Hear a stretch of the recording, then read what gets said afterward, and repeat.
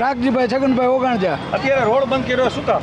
હવે અહીંયા બકાલાવાળા કોઈને હાલવા નથી દેતા, અમારા વાહન નથી લેતા, અમારા છોકરાઓને સ્કૂલેથી આવવું હોય તો એ ટ્રાફિક થાય છે, અસભ્ય વર્તન કરે છે અને મજા આવે એમ બોલે ને મજા આવે ને અરે બાજે ફરિયાદ કરવી ગમે એમ। તો આ બધું આ હડતાલી એક શું કાંઈ ખબર નથી પડતી, અને ગમે ત્યારે રસ્તો બંધ કરવાનો થાય, નકર અમે જો કાલનું આનું નિરાકરણ નહીં આવે તો અમે જન આંદોલન કરશું।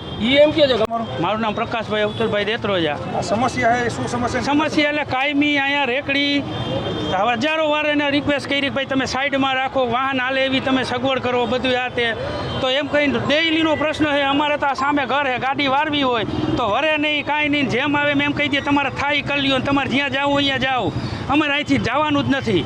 અને ગારું એવું બોલે અને ફ્રૂટ જેમ તેમ આવીને ઉડાડી દે કે અમારી નુકસાની કરી ને અમારું આમ કર્યું ને હવે અમે ફરિયાદ કરી આવશું ને અમારા છોકરાઓને માર્યું ને ફલાણું ઢીકણું, 2-3 છોકરા અહીંયા ભેગા લઈ આવે એટલે હું એમ કે આગળ કરે એટલે છોકરાને મારવાની હોય તેમ કે અમારા છોકરાને માર્યું, આવી બધી એવી વાંચીને ફ્રૂટ ઉડાડી દે કે અમારે 15,000ની નુકસાની 10,000ની નુકસાની, અમે ફરિયાદ કરી આવશું।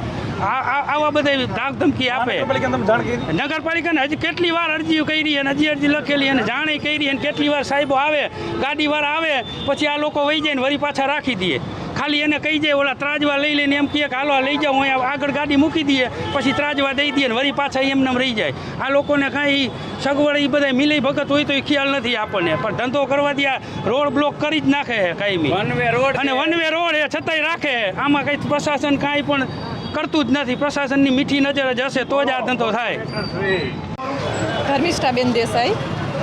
અહીંયા છેલ્લા 8 થી 10 વર્ષથી આ ગેરકાયદેસર શાક માર્કેટ ભરાય છે, અને રોડ ઉપર ઊભા રહીએ અમને સ્થાનિક રહીશોને એટલી તકલીફ પડે છે, અને અમે સેજે આઘાર્યું એમ કહી તો અમને ગાળો પણ દઈએ છે, બરાબર। 10 વર્ષથી આ અમે બહુ સહન કરીએ છીએ, અને આ બધાય શાક માર્કેટની આડમાં મારી નજર સામે ઘણા બધા બીજા પણ ધંધાઓ ચાલે છે જે હું તમને નથી જણાવતી, પણ આ બધું અટકાવવા માટે અમે વારંવાર રિક્વેસ્ટ કરેલી, અરજી પણ આપેલી છે। સાહેબ અહીંયા જે માર્કેટ હલાવવા આવે ને નીચે ઉતરીને મેં વારંવાર વિનંતી કરેલી છે કે સાહેબ આ હટાવો, સાહેબ ત્યારે આ પાડે છે, પણ 1% પણ એમાં કોઈ રિઝલ્ટ અત્યાર સુધીમાં અમને મળ્યું નથી।